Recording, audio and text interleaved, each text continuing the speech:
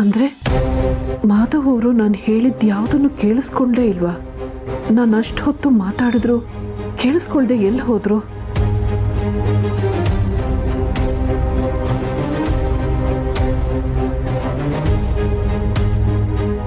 ಮಾಧವ್ ಅವರೇ, ನೀವು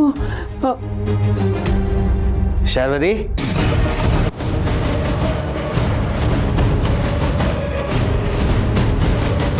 ಬಾ.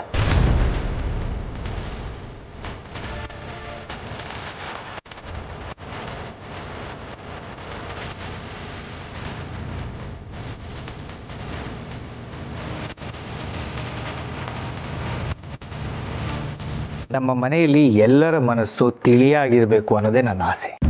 ಹಾಗಿದ್ದಾಗ ಮಾತ್ರ ಮನೆಯಲ್ಲಿ ಸಂತೋಷ ಅನ್ನೋದಿರೋದಕ್ಕೆ ಸಾಧ್ಯ.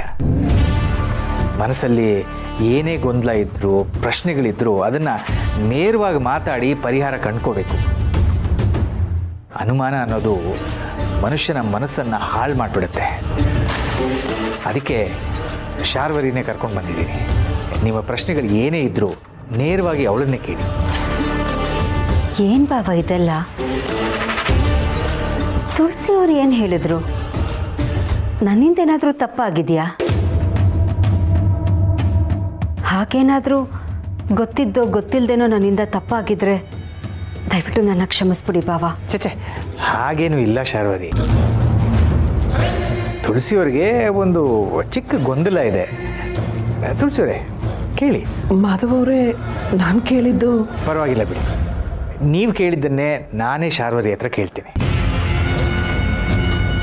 ಶಾರ್ವರಿ, ರವೀಂದ್ರ ಅವ್ರ ಆಕ್ಸಿಡೆಂಟ್ ಆಯ್ತಲ್ಲ, ಆಕ್ಸಿಡೆಂಟ್ ಮಾಡಿದ್ದು ನೀನೇ ಅಂತ ತುಳಸಿಯವರು ಹೇಳ್ತಾ ಇದ್ದಾರೆ.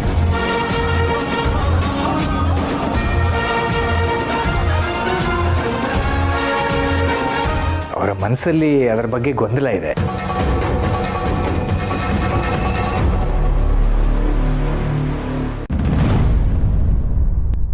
ಏನು? ನಾನು ಆಕ್ಸಿಡೆಂಟ್ ಮಾಡಿದ್ದೀನಿ ಅನ್ನೋ ಅನುಮಾನನ ನಿಮಗೆ? ಕಾರು ಕಳ್ತನ ಆಗಿ ಅದನ್ನು ಕದ್ದಿರೋರು ಸಿಕ್ಕಾಕೊಂಡಿದ್ದಾರೆ. ಇಷ್ಟಾದರೂ ನಿಮಗೆ ನನ್ನ ಮೇಲೆ ಅನುಮಾನ ಅಂದರೆ ನನಗೆ ನಿಜವಾಗ್ಲೂ ಬೇಜಾರಾಗ್ತಾ ಇದೆ. ನನ್ನ ಮಕ್ಕಳ ಮೇಲೆ ಆಣೆ ಮಾಡಿ ಹೇಳ್ತಿದ್ದೀನಿ, ಇದಕ್ಕೂ ನನಗೂ ಯಾವ ಸಂಬಂಧನೂ ಇಲ್ಲ.